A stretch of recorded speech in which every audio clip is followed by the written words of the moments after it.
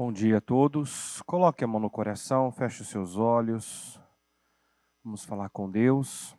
Querido Deus, nós nos colocamos agora em oração na Tua presença, gratos por mais esse dia, penúltimo dia do ano, meu Deus, e é uma honra, é um prazer estarmos aqui mais uma vez para cultuá-lo, adorá-lo, ouvi-lo.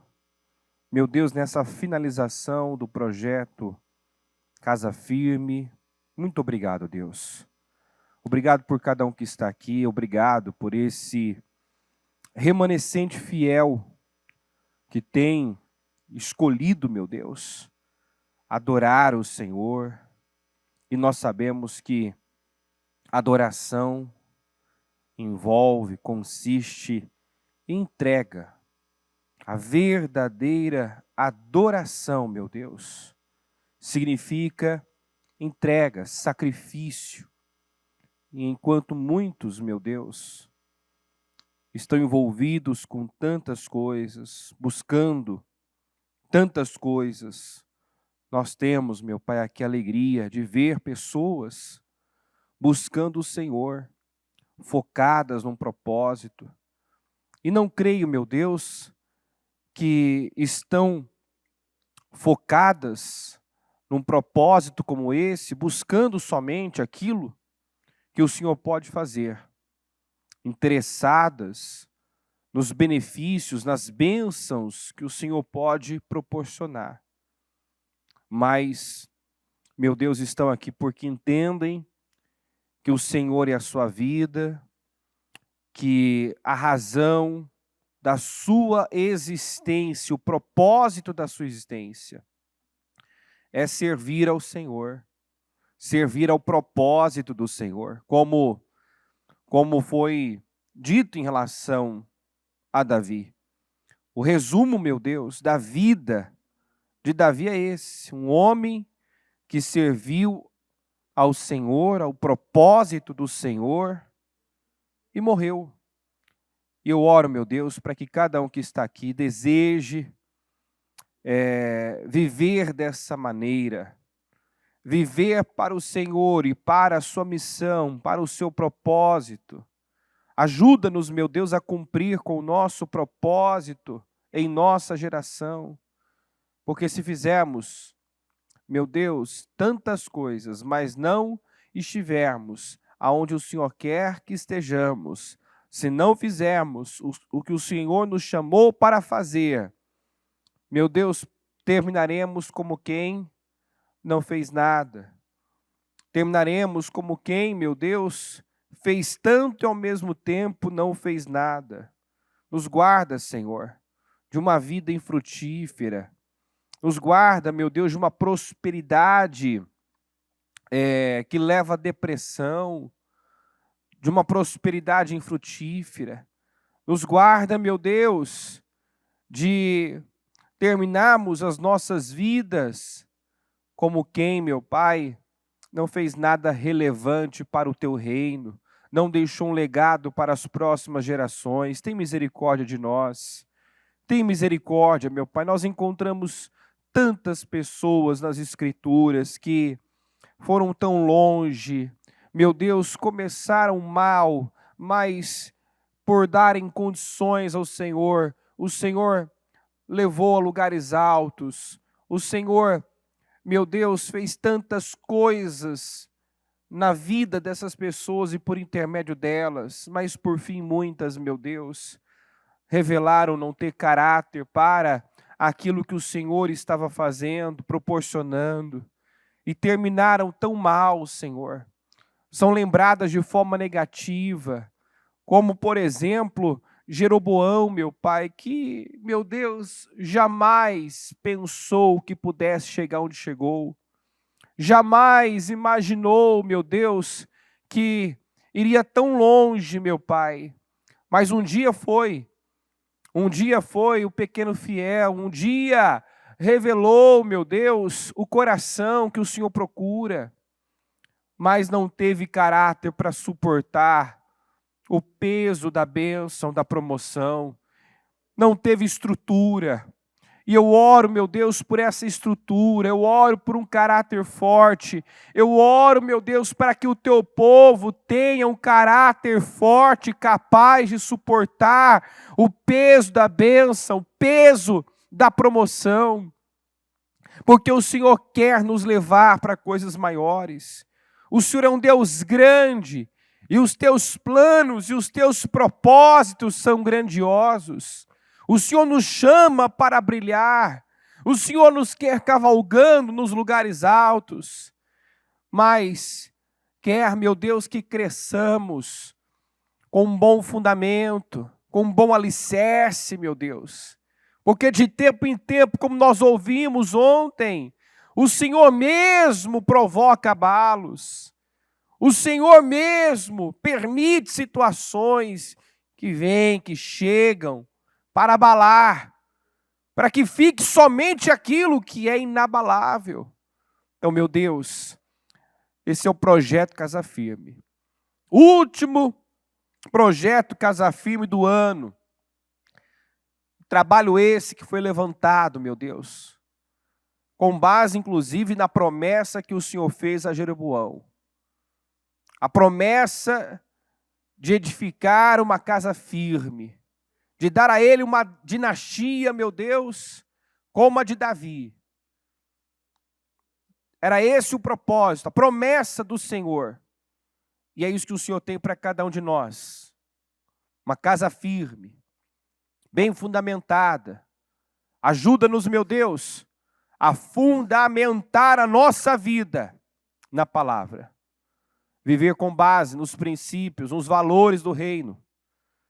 Porque, meu Deus, o contrário a isso é o resultado que nós estamos vivendo hoje, meu Pai. A igreja perdeu o seu, abandonou o seu lugar de influência, tornou-se subcultura, porque ao invés, meu Deus, de viver com base nos princípios e valores do Senhor, do reino, se amoldou ao padrão desse mundo.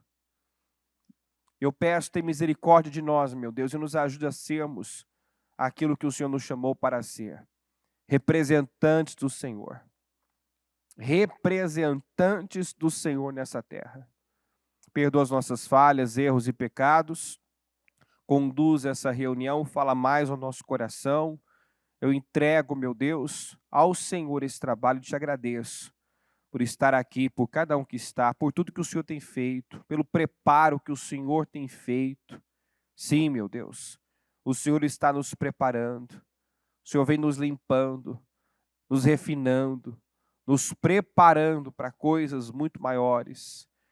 E eu oro para que o Senhor nos ajude a tirar o que tem que ser tirado, a crer realmente na Tua palavra, porque uma pessoa, quando crê de verdade, ela mantém o que tem que ser mantido e elimina, arranca, tira o que tem que ser tirado. E eu oro para que cada um tenha essa disposição de fazer aquilo que o Senhor tem instruído. Que, por crer na palavra, seja capaz de manter as coisas certas, aquilo que te agrada, e arrancar, eliminar tudo aquilo que desagrada o Senhor, desagrada o Teu Espírito Santo. Seja conosco, meu Deus, é o que eu te peço e te agradeço. Amém, amém, amém. Graças a Deus, amém. Muito bom dia a todos, podem sentar, por gentileza. Eu quero começar aqui em Reis, 1 Reis 11, 37, que diz assim: Eu o colocarei no trono de Israel, e você governará sobre tudo que seu coração desejar, se der ouvidos ao que digo, seguir meus caminhos e fizer o que me agrada, e se obedecer a meus estatutos e mandamentos, como fez meu servo Davi. Sempre estarei com você. Vamos juntos? Estabelecerei para você uma dinastia, como fiz com Davi, e lhe darei Israel. Ou seja, eu lhe edificarei uma casa firme. Vou fazer por você, Jeroboão, foi dito a Jeroboão, o que eu prometi fazer a Davi.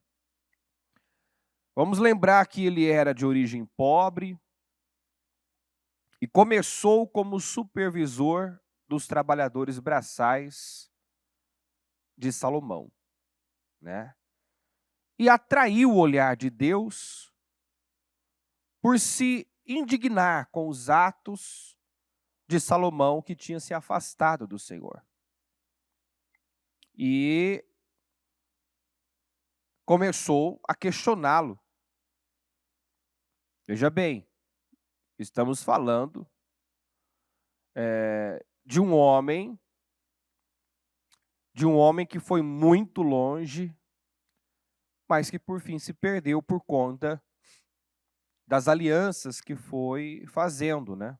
Das alianças políticas, onde ele acabou sofrendo influência daquelas mulheres com quem ele se casou e, assim, terminou até oferecendo sacrifícios de criança a deuses pagãos. Então, lamentável isso, tanto que Deus fez, quão longe ele foi, e isso sempre serve de alerta, né? Porque estamos falando do homem que foi considerado o homem mais sábio. Nunca antes nem depois existiu alguém tão sábio e ao mesmo tempo tão rico, tão próspero como Salomão. Mas quando você deixa de temer o Senhor, a sua sabedoria é corrompida. A sabedoria do Salomão foi corrompida. E ele terminou fazendo coisas assim inacreditáveis. Inacreditáveis, né? Por conta da influência que sofreu. Então, nós temos que levar isso muito a sério. Esse foi um dos pontos que a bispa também trouxe, né, que o Espírito de Deus trouxe para nós ontem no encerramento do último jejum, o cuidado com os conselhos, o cuidado com a influência, o cuidado com as alianças, as amizades, os relacionamentos que você tem, que você mantém, porque isso é fato. O homem afia homem, as suas relações, as suas amizades vão determinar, sim, vão influenciar e vão determinar o seu futuro. Então, ele fez alianças com quem não devia e a sua sabedoria foi corrompida. Quando Jeroboão começou a ver os atos de Salomão, ele começou a questionar. Isso atraiu o ódio do Salomão. Ele teve que fugir para o Egito, né, porque Salomão queria matá-lo. Ou seja, ele não temeu a retaliação que poderia sofrer.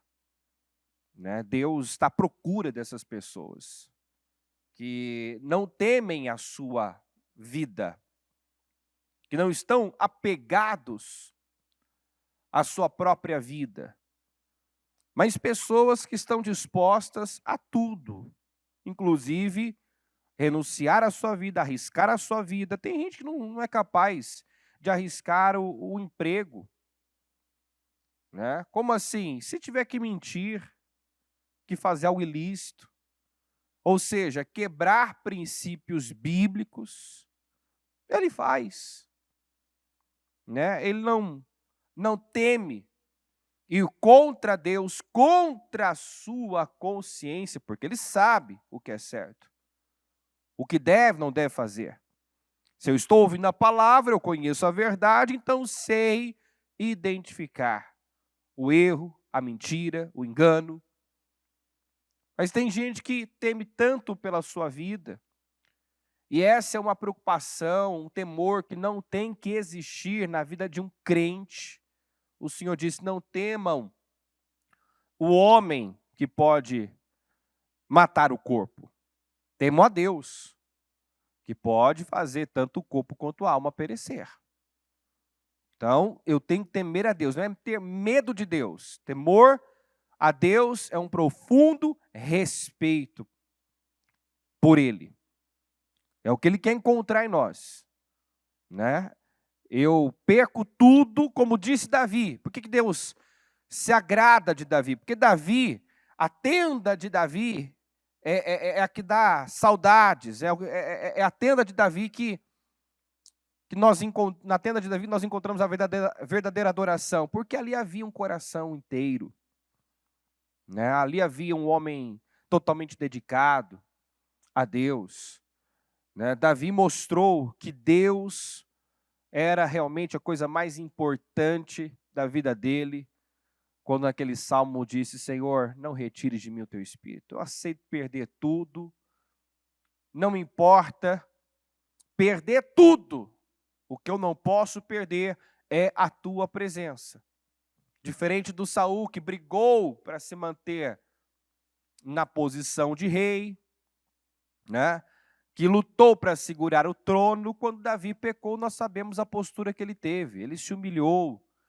Quando ele caiu em si, ele viu, ele foi a Deus, ele se arrependeu. Ele disse: Senhor, não me expulses da tua presença. Retira tudo, tira tudo de mim. Mas eu não posso viver sem a tua presença. Eu não posso.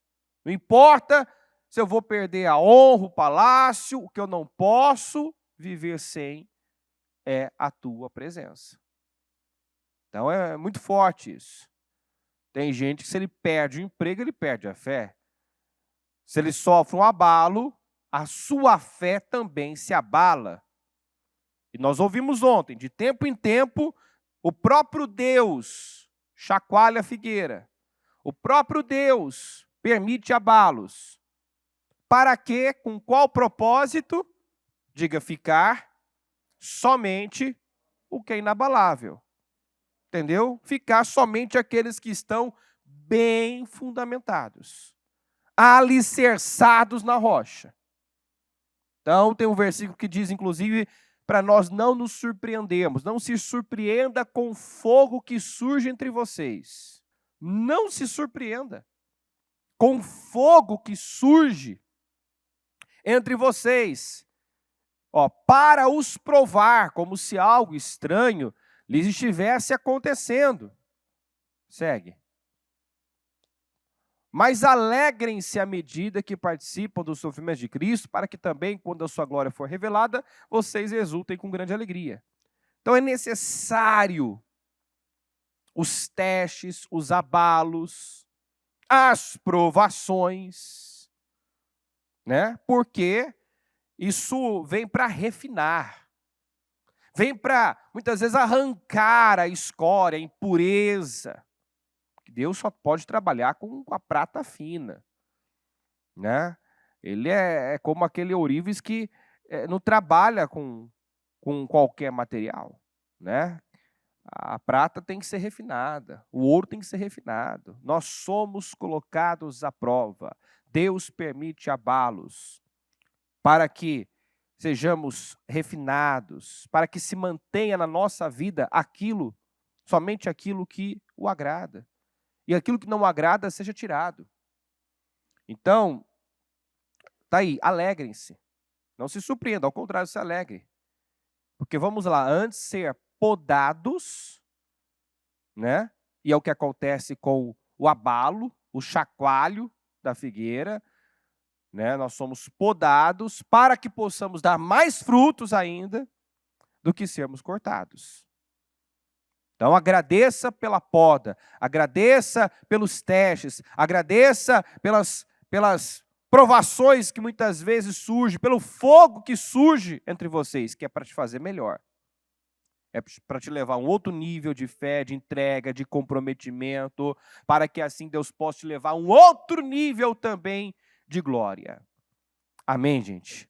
Então agradeça os abalos e esteja fundamentado na rocha, para que possa resistir. Deus tinha algo grande com Jeroboão. E o que Deus lhe prometeu fazer era algo assim, para ele, certamente inconcebível, porque ele não passava de um supervisor, né, de trabalhadores braçais de Salomão. Mas a Bíblia vai falar que ele fazia bem o seu trabalho, ou seja, ele era um homem dedicado, íntegro, correto.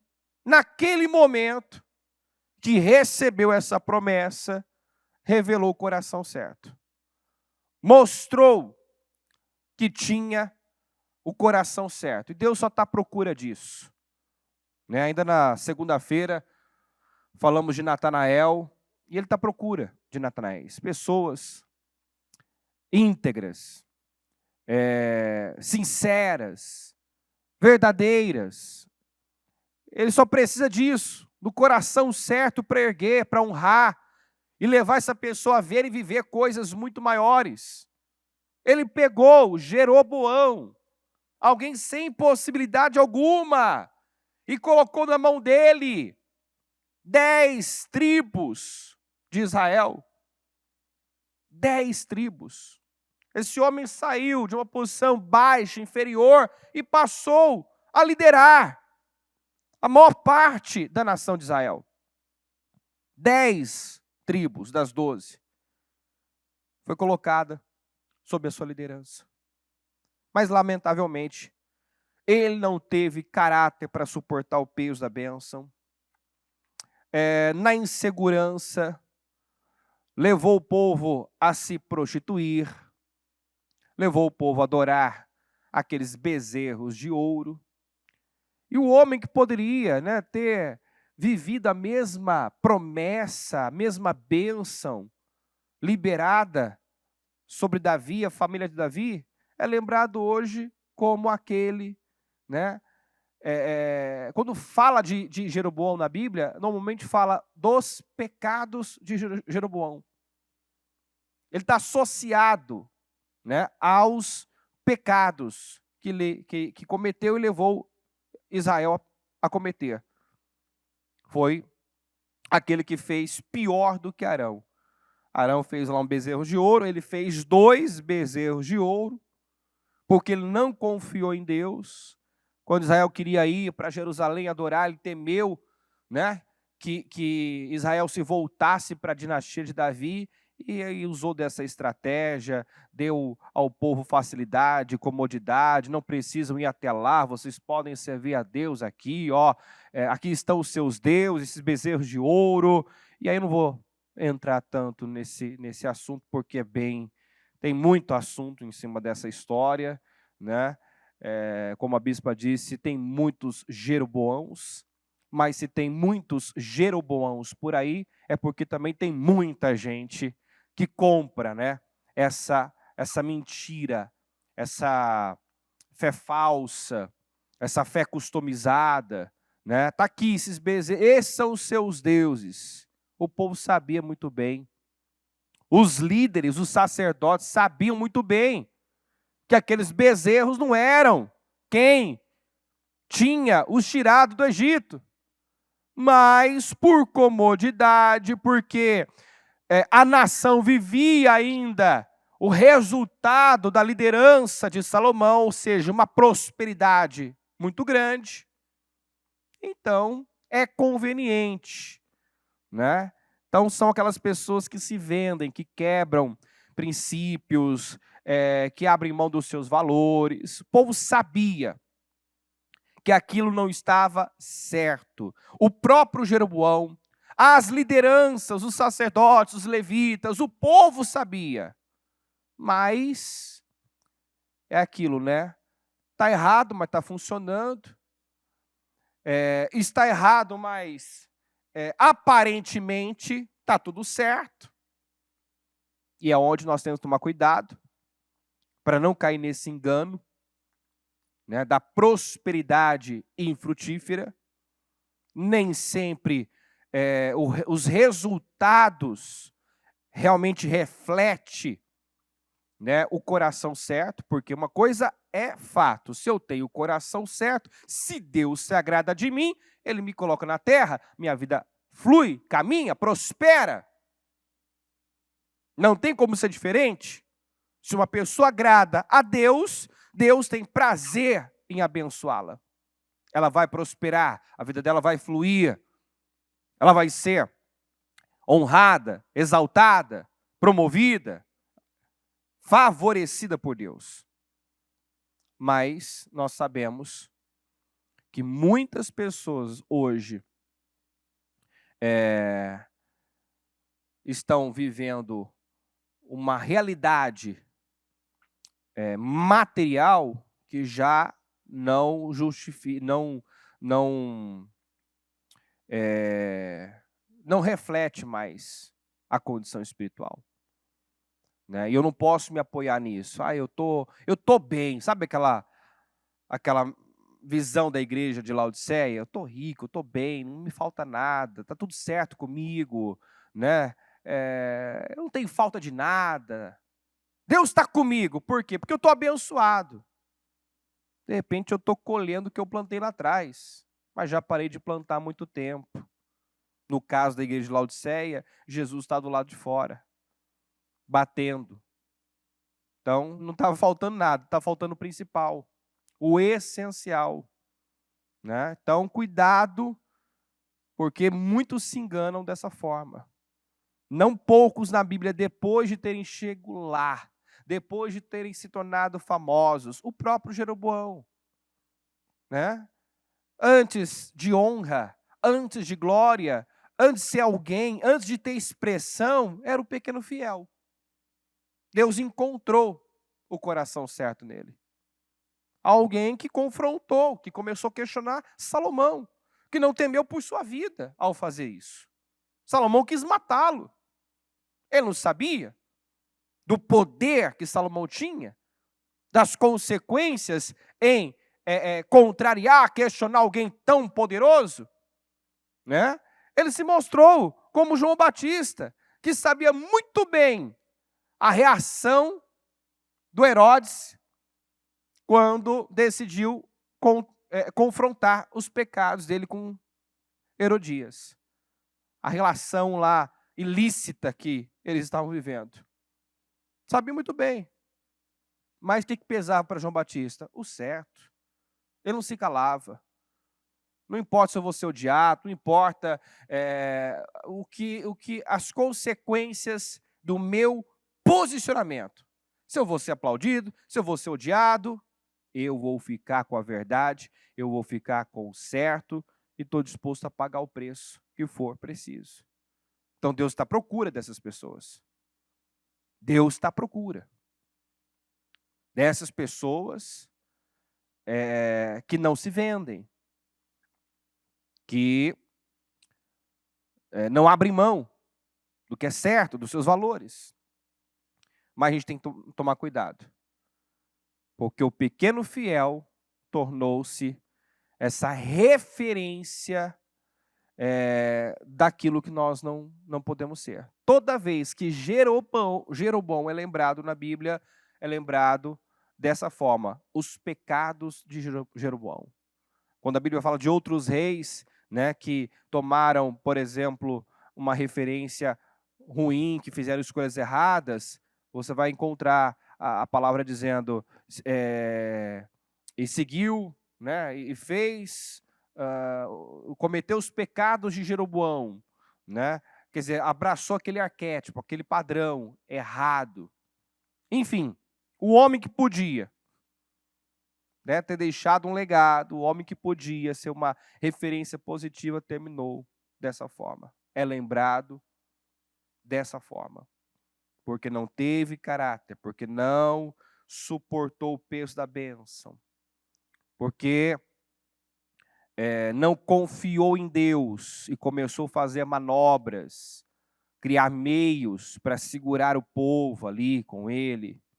Enfim, tem muita gente que comete esse erro, né? Que não confia no Deus que ergueu e começa a colocar confiança agora no que Deus colocou nas suas mãos. e se sabotam dessa forma.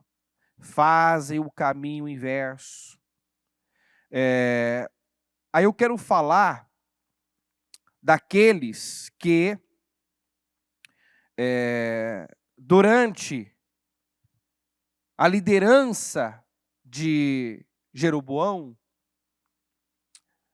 não se curvaram, não se venderam, né? Aqui em Crônicas 11, 13 diz assim: todos os sacerdotes e levitas que moravam nas tribos do norte de Israel, ou seja, que estavam debaixo da liderança de Jeroboão, apoiaram Roboão. Vamos juntos novamente. Os levitas abandonaram suas pastagens e seus bens e se mudaram para Judá e Jerusalém, pois Jeroboão e seus filhos não permitiam que eles servissem ao Senhor como sacerdotes. Olha a atitude desses levitas. Isso tem que mexer conosco. Porque nós vimos muitos crentes fazerem o oposto quando surgiu, por exemplo, essa pandemia.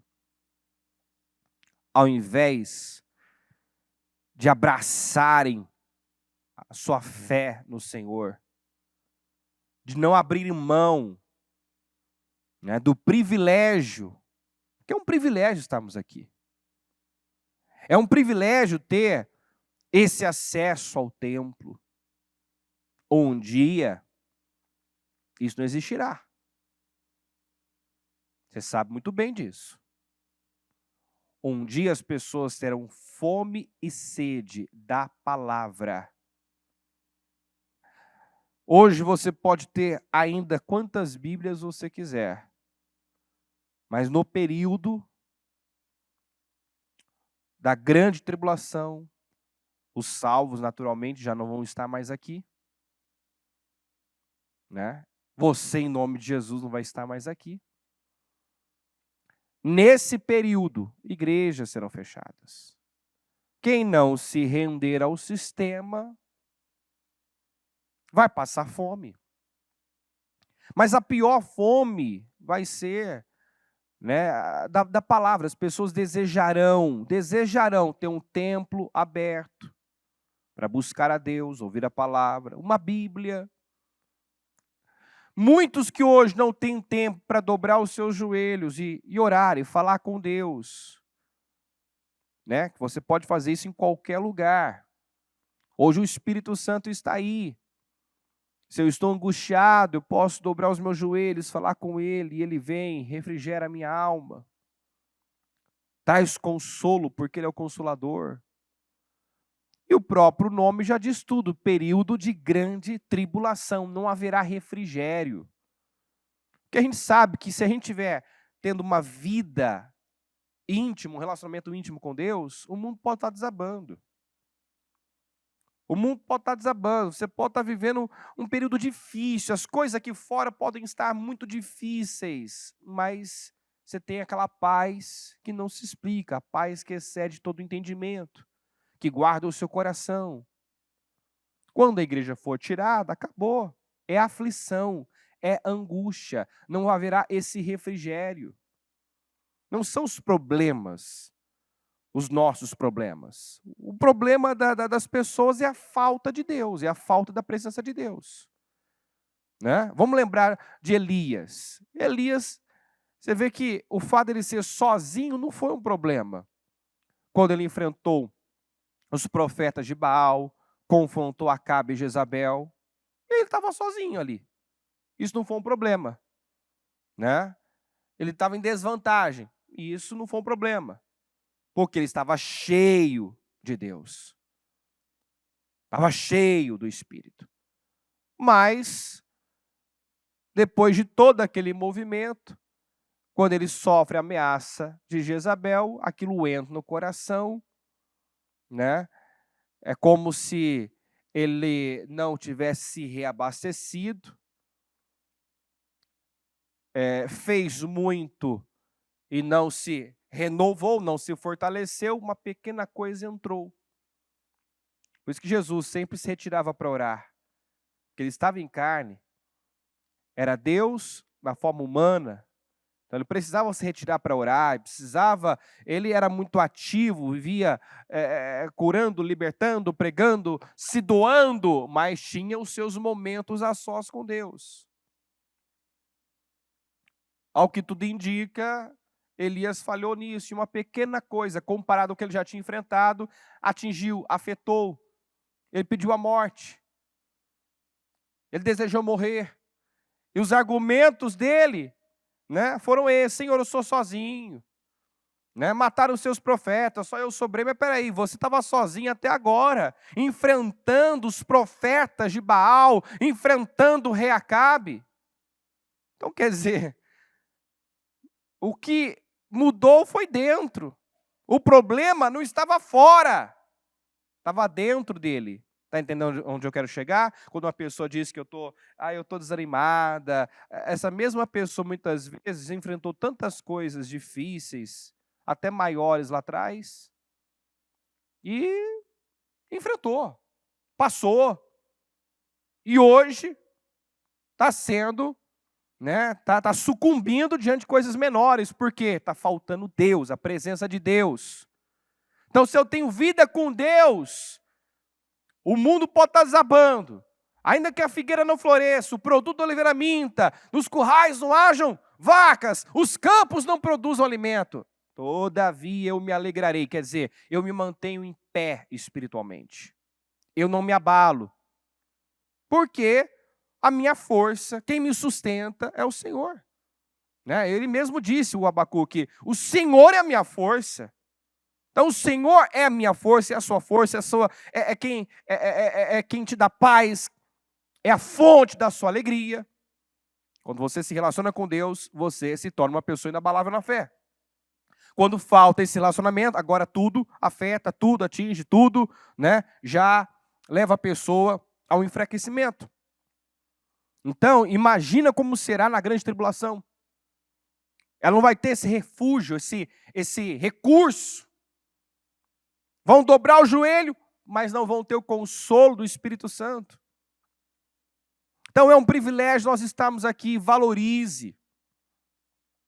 Valorize. Porque esses levitas, quando foram proibidos de servirem ao Senhor como sacerdotes, abriram mão de suas casas, de seus bens, abandonaram tudo e foram para onde tinha essa liberdade. Quer dizer, não abriram mão. Não abriram mão. Mostraram dessa maneira o que realmente importa, o que realmente importava para eles. O que realmente importava. Nós vimos, quando essa pandemia surgiu, aqueles que lutaram, que brigaram para estar no templo. E aqueles que até estavam achando bom, né? Que agora eu posso ficar em casa sem peso na consciência. Se enganaram. Agora eu tenho uma desculpa, uma justificativa cabível. Não é que... Não, eu estou buscando a Deus. Não abandonei a Deus. É que é momento de sermos, né, cautelosos, prudentes e tal. Né? Enfim. Enquanto muitos não arredaram o pé, outros recuaram vergonhosamente. Vergonhosamente. Ao invés de ficarem com a palavra de Deus, ficaram com a palavra de muitos especialistas que falavam em nome da vida, em nome do amor, mas que sabemos que de amor não tem nada, né? Interesse realmente pelas pessoas não tem nada. Então, é isso que Deus espera do seu povo, de verdadeiros servos e discípulos. Eu abro mão de tudo, eu perco tudo, mas ninguém vai me tirar o privilégio de servir a Deus, de buscá-lo, de estar no templo. Os levitas abandonaram suas pastagens e seus bens e se mudaram para Judá e Jerusalém, pois Jeroboão e seus filhos não permitiam que eles servissem ao Senhor como sacerdotes. Jeroboão nomeou seus próprios sacerdotes para servirem nos santuários idólatras, onde prestavam culto aos ídolos em forma de bodes e bezerros que ele havia feito. De todas as tribos de Israel, isso aqui, ele fez bezerros de ouro.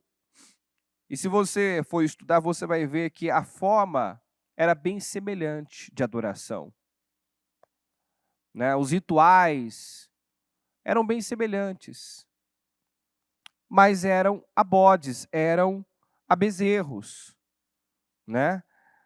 Tudo era feito em nome de Deus, mas os deuses eram bezerros e bodes, né? O objeto da adoração era bezerros e bodes. O que eu quero dizer, o que eu quero mostrar, que muitas pessoas estão, muitas vezes, dizendo que adoram a Deus, mas Deus não está no centro. Deus não é o objeto da adoração. Como aquela pessoa que diz, não, eu sirvo a Deus. Mas espera aí. Eu sirvo a Deus e faço o que eu quero. Eu sirvo a Deus, mas a minha vontade, o que eu penso, é o que prevalece. Eu estou servindo a Deus?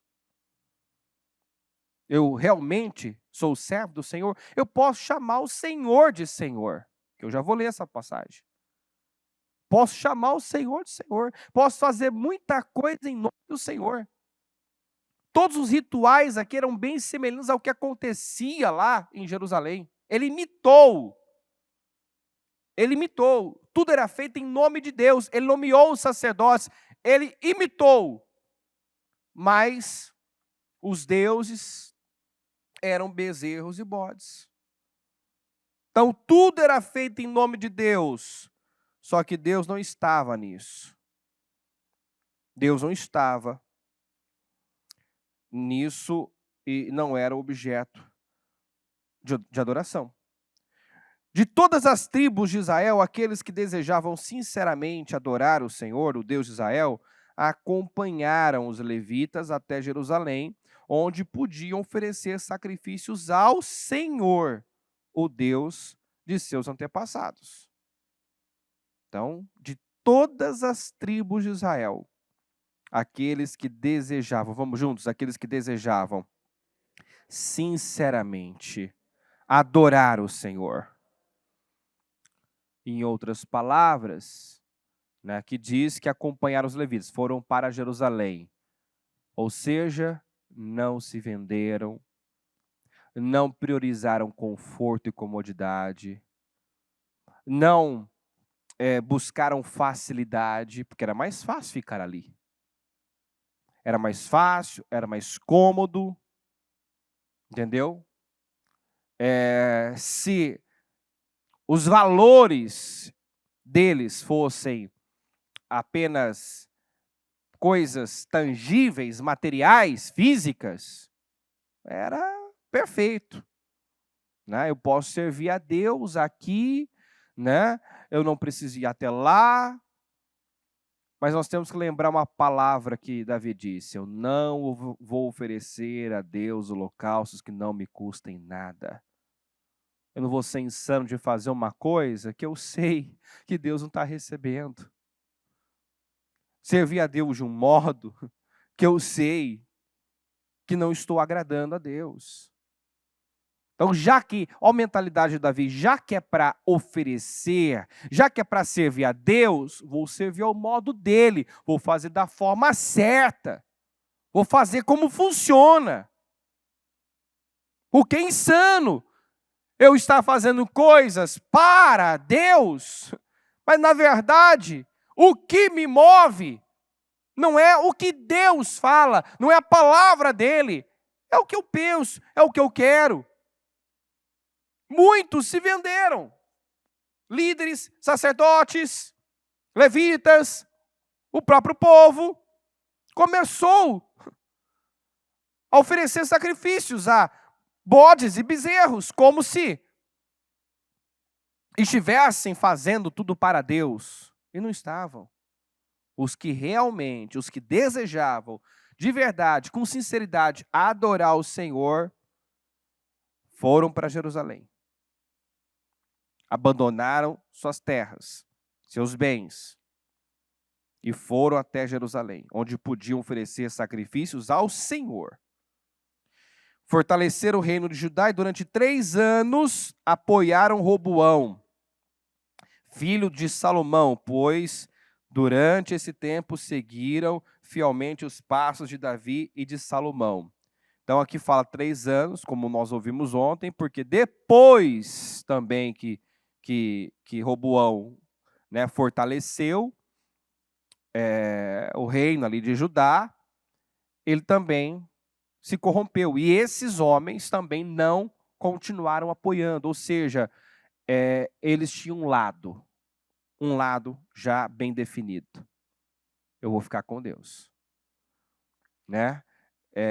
Eles, não importava quem estava ali, eles não estavam debaixo daquela liderança, submissos àquela liderança, pela liderança em si.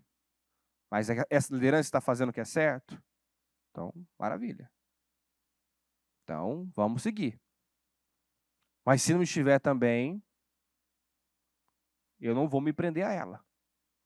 Eu já vi muita gente ser conivente com coisas erradas, conivente com uma liderança errada, por questões de afinidade, amizade. Eu conheço há tanto tempo, estou junto há tanto tempo, né? O fulano é meu amigo. Quantas pessoas que estão no lugar, estão debaixo de uma liderança, estão sendo coniventes com coisas, porque não querem romper esses laços emocionais, esses vínculos emocionais. E assim, a Bíblia nos manda seguir a paz com todos. Nós temos que amar a todos, tratar todos bem, mas saber muito bem com quem vamos nos relacionar, que tipo de liderança está acima de mim, porque eu não vou jamais estar acima dessa liderança. E o que essa liderança fizer, as atitudes dela, vai me atingir também.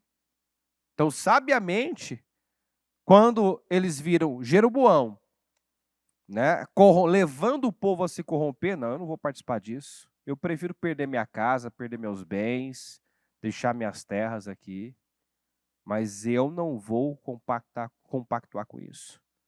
Eu não vou ficar debaixo dessa liderança só porque, né, aqui eu tenho prosperidade, não me falta nada. Eu prefiro viver um tempo de escassez, então, do que ficar debaixo dessa liderança. E foram e se colocaram debaixo da liderança de Roboão, que estava, na ocasião, fazendo a coisa certa. Por 3 anos apoiaram. Por que 3 anos? Porque depois ele também se perdeu. E ali eles também já romperam. Então, o que nós vemos nesses levitas e nas pessoas que acompanharam esses levitas? Que eles tinham princípios e valores inegociáveis.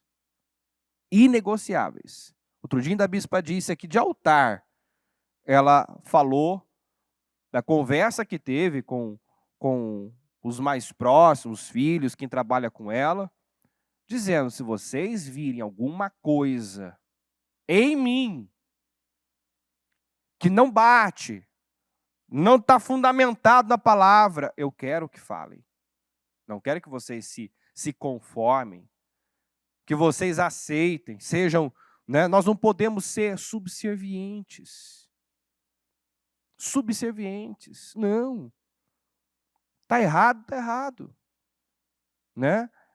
Quantos que às vezes na família não tem essa força, essa personalidade, que precisa divergir muitas vezes, mas não diverge porque não quer ofender, não quer, sabe, ele passa por cima da sua consciência, ele vai contra princípios para não desagradar alguém, desagradar o cônjuge, desagradar pai. E a gente sabe que esse tipo de gente não pode ser chamado de discípulo. O Senhor disse: se alguém vem após mim e não renuncia à sua vida, pai, mãe, filho, filha, tudo por minha causa, não pode receber esse título de discípulo. Não é meu discípulo. E essa palavra não é um incentivo, né, para você abandonar família, abandonar cônjuge. Não, mas você se posicionar sempre a favor da sua fé em Deus. Não se vender, não negociar valores. Não aceitar algo, ainda que seja um familiar, alguém com quem você tem vínculo emocional. Isso tem que ser levado muito a sério. Pode parecer duro para muita gente, mas é isso mesmo. Radical, mas é radical mesmo. O que o Senhor disse para aquele que ele, né, chamou e disse: deixa eu sepultar o meu pai primeiro? Ele disse: deixa os mortos sepultarem os mortos. Deixa os mortos sepultarem os mortos. Quer dizer, poxa, é meu pai. Eu só quero sepultar meu pai. O que o Senhor estava ensinando ali naquele momento? Nenhum vínculo emocional tem que se sobrepor ao seu relacionamento com Deus. Ou seja, se eu tiver que desagradar a mim, começando por mim, desagradar meu cônjuge, meu pai, minha mãe, meus filhos, quem quer que seja, para fazer o que é certo em Deus, eu tenho que estar disposto. Ele não vai gostar, eu vou ter essa perda, eu posso perder isso. Perca, mas não perca com Deus. Porque o Senhor mesmo disse que quem renuncia tudo quanto tem, receberá 100 vezes tanto aqui e ainda no século futuro a vida eterna. Você não tem perdas. Você não tem perdas quando fica com Deus. Você tem perdas quando você é fraco, quando você diz amém, quando você é conivente, aí você tem perdas. Então fica com a palavra. Aqui em Mateus 7, diz assim: nem todos que me chamam Senhor, Senhor, entrarão no reino dos céus, mas apenas aqueles que de fato fazem a vontade de meu Pai que está nos céus. Então, muitos chamam o Senhor de Senhor, se colocam como servos, mas quem entrará no reino dos céus? Quem faz a vontade, quem obedece, quem cumpre com a palavra. No dia do juízo, muitos me dirão: Senhor, Senhor, não profetizamos em teu nome? Não expulsamos demônios em teu nome? E não realizamos muitos milagres em teu nome? Eu, porém, responderei: nunca os conheci. Afastem-se de mim, vocês que desobedecem à lei. Ou, em outra tradução, vocês que praticam a iniquidade. Então, observe que mesmo fazendo muitas coisas para Deus, em nome de Deus, muitos sequer são conhecidos por Ele. O Senhor não os conhece, não reconhece, não recebe o que Ele está fazendo. Suas obras não estão sendo contadas. Ou seja, muitos perderam tempo lá atrás, estão perdendo tempo, anos de vida, mesmo em Deus, né? Em Deus entre aspas, porque não estão totalmente, não estão inteiramente. Isso é um roubo, não aceite isso. Já não basta os anos que muitos de nós perdemos no Egito, longe de Deus, no mundo, vamos perder tempo dentro da igreja, praticando obras mortas, vivendo de imagem, vivendo de aparência, não sendo sinceros e verdadeiros. Eu posso estar fazendo muita coisa para Deus em nome de Deus, e nada disso está sendo registrado, contabilizado, não ter recompensa nenhuma dessas obras. Porque na minha vida privada, no meu secreto, eu não estou obedecendo. Eu não estou sendo íntegro. Por que o Senhor elogiou o Natanael? Deu a ele o título de homem íntegro, totalmente íntegro. Porque ali estava um homem, no secreto, só ele e Deus, né? Debaixo da figueira, de acordo com alguns estudiosos, orando. Diferente dos religiosos, ele era um grande conhecedor da lei, como os religiosos. Só que os religiosos, tudo que faziam era para serem vistos. Queriam atrair a atenção dos homens. Faziam para serem vistos. Quando jejuavam, faziam questão de mostrar uma feição, né, um rosto mais abatido, porque queriam atrair essa glória, a glória dos homens. O interesse era esse. Já o Natanael não imaginou que estava sendo visto. Ficou surpreso quando o Senhor disse que o tinha visto antes de Filipe o chamá-lo. Né? Ele não imaginou que alguém estivesse observando, mas o Senhor estava e ele atraiu, porque o Senhor estava procurando. O Senhor foi até Filipe, que sabia que Filipe ia chamá-lo. O Senhor estava à procura de alguém como aquele. Ele atraiu o olhar do Senhor. Então, quando nós, né, não queremos atrair a atenção das pessoas, o olhar das pessoas, a aprovação das pessoas, nós atraímos de Deus. Quando o foco é Deus. Quando a preocupação é Deus. Eu, porém, responderei, nunca os conheci. Afastem-se de mim, vocês que desobedecem à lei. E aí segue a leitura dizendo assim: quem ouve minhas palavras e as pratica é tão sábio como a pessoa que constrói sua casa sobre uma rocha firme. Quando vierem as chuvas e as inundações e os ventos castigarem a casa, ela não cairá, pois foi construída sobre rocha firme. Mas quem ouve meu ensino e não pratica é tão tolo como a pessoa que constrói sua casa sobre areia. Quando vierem as chuvas e as inundações, os ventos castigarem a casa, ela cairá com grande estrondo.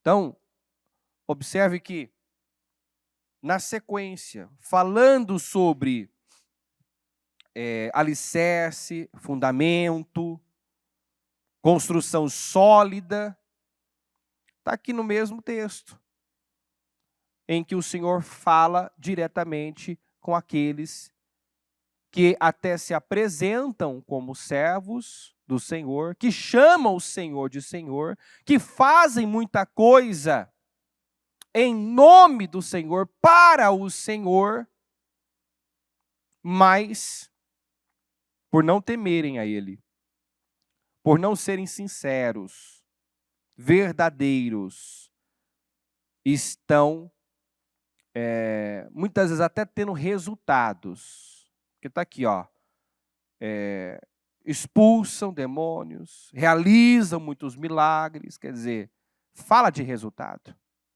Mas como a bispa disse ontem, resultado sem alicerce é devastador. Não tem nada pior do que você subir sem estrutura, conquistar, ser promovido sem caráter. Você vai fazer o caminho inverso. Você vai retroceder, você vai ter perdas. É muito pior alguém que já esteve lá e teve que voltar, e voltou, do que alguém que não chegou lá ainda. Então, o Senhor não quer que o seu povo faça esse trajeto, vá e depois volte. Se torne, né, o escravo que virou rei. Porque depois que chegou lá, Começa a ter atitudes tipo Jeroboão. Não. Deus quer que trabalhemos um bom alicerce, porque Ele quer nos levar para muito, quer nos levar para mais, mas nós temos que ter caráter para suportar. Nós temos que ter um caráter forte. Deus tem que encontrar em nós um coração sincero, totalmente dedicado a Ele, senão a bênção deixa de ser bênção. E do jeito que uma pessoa sobe, ela desce. E os planos de Deus, né, são alterados, muitas vezes. Deus tinha planos com a família de Jeroboão, Deus tinha planos e propósitos com a família de Eli, mas essas pessoas não deram condições, não permitiram que os planos de Deus fossem realizados. Então não adianta Deus ter plano comigo, propósito na minha vida, na sua vida, se nós não cooperarmos com Ele. Se nós não entendermos o que Ele está buscando e nos posicionarmos. Então, em nome de Jesus, entenda o que Deus vem falando conosco, principalmente nesse final de ano, nesse mês de dezembro. As mensagens que têm vindo é para, assim, refinar, purificar. É tempo de preparação. Amanhã vamos, né, entrar no ano novo. Último dia do ano. Não leve nada velho. Não mantenha na sua vida o que não funciona. Seja lá o que for, pensamentos, sentimentos, comportamentos, hábitos, relacionamentos. Não mantenha. Não mantenha aquilo que vai impedir você de viver o que Deus tem preparado para nós. Que como Jeroboão não imaginou que pudesse ir tão longe, tem muita gente que não tem noção do que Deus pode e vai fazer na vida dos pequenos fiéis. Não tem noção. Né? Ele olhando para ele, jamais imaginava que pudesse um dia estar na liderança de 10 tribos, de 12, 10 foram colocadas nas mãos dele. Era improvável, era impossível, só que ele não teve estrutura para se manter lá. Então, faça um bom alicerce. Não viva de imagem. Não trabalhe no exterior. Seja um Natanael. Né? Alguém totalmente íntegro. Uma peça só. Verdadeiro, sincero. Sem fingimento. Sem falsidade. Sem engano. Amém, gente? Em nome de Jesus. Deus está à procura de corações verdadeiros. Fique em pé, por gentileza. Pegue o seu propósito, coloque no seu coração. Constantemente o Senhor vem nos chamando a essa reflexão, a essa revisão, esse autoexame. Amanhã é o último dia do ano. Amanhã, finda 2021. Iniciaremos um ano novo. E não podemos entrar no ano novo sendo velhos, odres velhos, mantendo coisas que não funcionaram e não vão funcionar. Não podemos terminar o ano sem tomar algumas decisões. Muitas vezes decisões difíceis, como a decisão desses levitas aqui, ó, abandonaram tudo, deixaram tudo para trás, porque nada tinha mais importância para eles do que servirem ao Senhor, adorarem o Senhor. Aqueles que realmente desejavam, sinceramente, adorar o Senhor, o Deus de Israel, pagaram um preço por isso. Deixaram tudo para trás. Deixaram tudo para trás. Você realmente deseja adorar o Senhor, ser um servo verdadeiro do Senhor? Não é possível sem renúncia. Adoração significa entrega, sacrifício. Negar a si mesmo. Nós temos que estar prontos para isso, para negar tudo. Renunciar o que for preciso. Deus nos deu algumas mensagens bem fortes esse mês. E Deus vem falando de novos abalos que vem aí.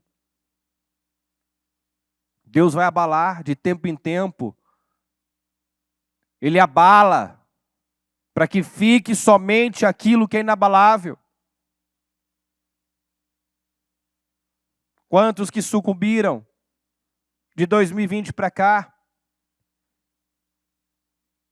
Porque apesar de se apresentarem como servos do Senhor, Deus não é a sua prioridade. Deus não é o seu bem maior. Amam mais a própria vida do que a Deus. Amam mais alguém, mais alguma coisa do que a Deus. Nós precisamos amar a Deus acima de todas as coisas. Amar a Deus e o propósito, a missão, o chamado. Todos nós temos um chamado. Fomos chamados para servi-lo, honrá-lo, temê-lo, obedecê-lo. Como disse os discípulos, mais importa agradar a Deus, obedecer a Deus do que aos homens. Paulo disse, sede meus imitadores, como eu sou de Cristo.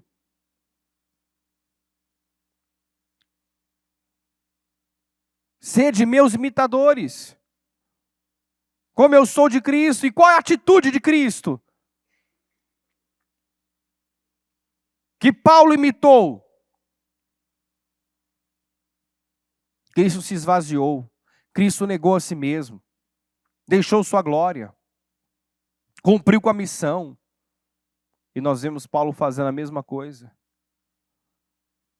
Não considerando a sua vida de valor algum, mas buscando com afinco cumprir com o seu propósito. E pôde dizer o que nem todos vão poder dizer.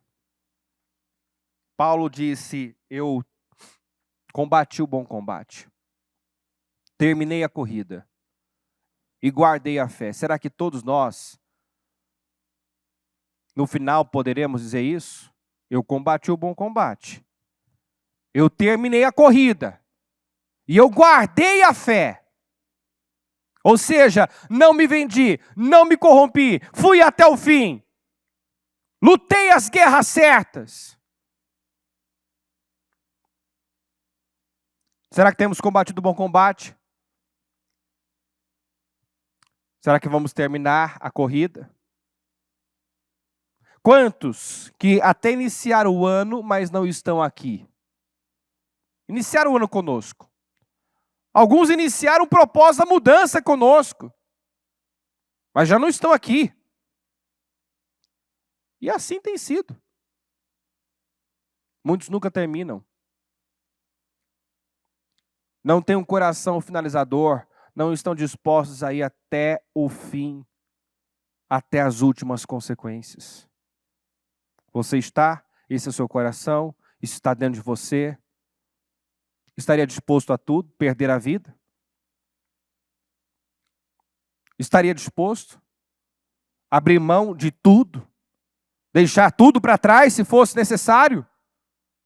Se for necessário, se vier essa pressão? É que nós não vivemos essa realidade, mas em muitos lugares Muitos de nossos irmãos servem a Deus preparados para a morte a qualquer momento. Se forem pegos, sabem que ou terão que negar ou irão morrer. Se forem pegos, serão torturados e pressionados a negar. E se não negarem, irão morrer. E isso não os cala, não os impede. Essa é a realidade de muitos de nossos irmãos na fé. Não é a nossa. Mas o mundo caminha para isso. Você está preparado? Você ama Deus mais do que tudo? Mais que a sua própria vida? Estaria disposto a abandonar tudo, deixar tudo? Aqueles que desejavam sinceramente adorar o Senhor, acompanharam os levitas. Abandonaram suas pastagens, seus bens e se mudaram para Judá e Jerusalém. Abandonaram tudo. Senhor, meu Deus e meu Pai, eu oro para que o Senhor, através dessa palavra, leve cada um aqui, Senhor, a uma profunda reflexão em relação à fé que tem praticado. Muitos cristãos, meu Deus, estão longe de viver a fé da igreja primitiva. Negam o Senhor por qualquer coisa. Qualquer coisa, meu Deus, é forte o suficiente para levar muitos a negarem a fé. Quebrarem princípios. Mas eu oro, meu Deus, para que o Senhor nos ajude a fazer parte desse remanescente fiel. Fazer parte desse povo que não se vende, não se curva. Não se amolda à cultura. Não ignora a sua consciência. Que fica com aquilo que é certo, mesmo que isto lhe cause dor. A igreja primitiva, meu Deus, estava sempre preparada para suportar a dor, sofrer a dor da perseguição.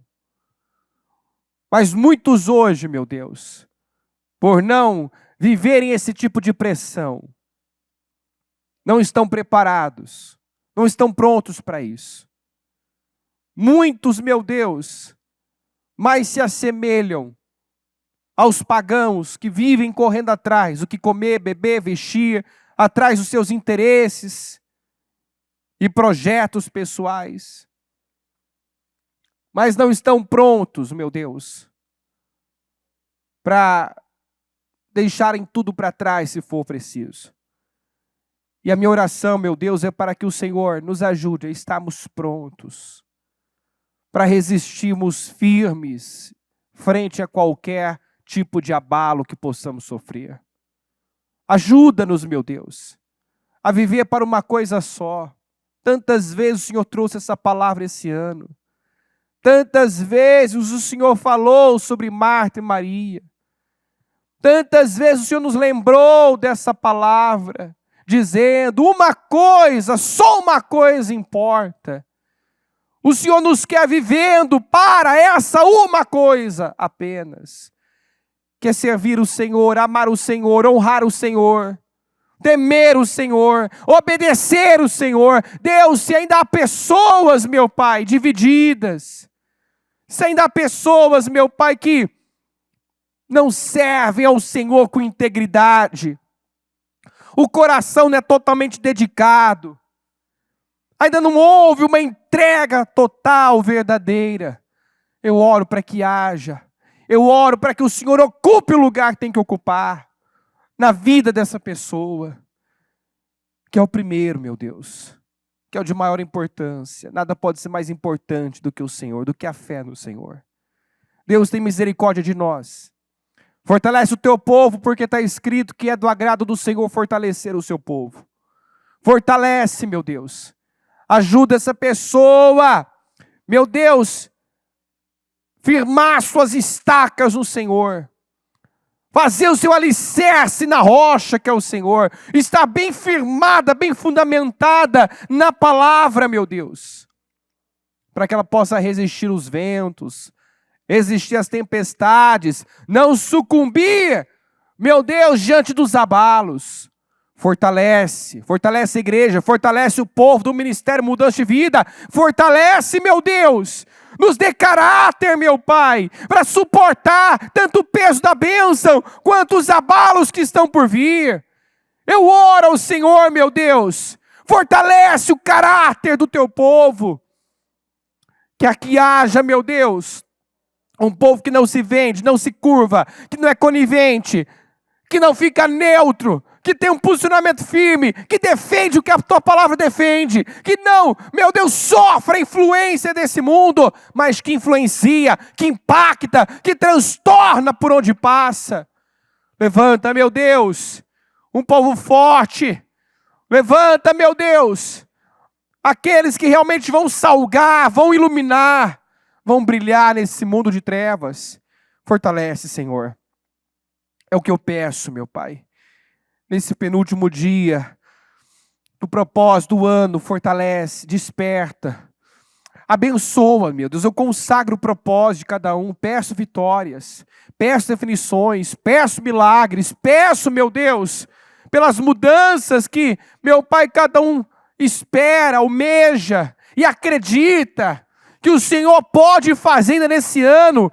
Sim, meu Deus, o ano para nós ainda não acabou.